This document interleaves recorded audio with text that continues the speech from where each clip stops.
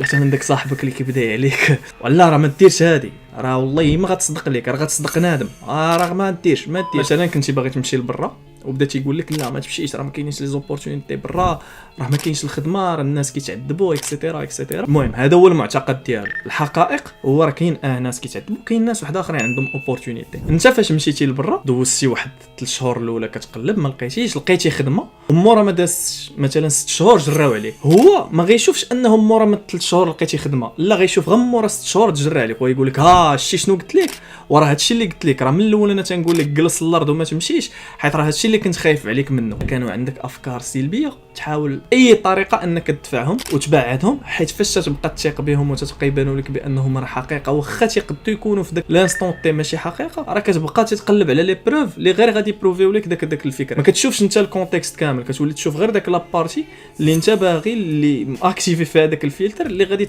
تاسوري لك بانه داك الهضره اللي في راسك هي اللي صحيحه.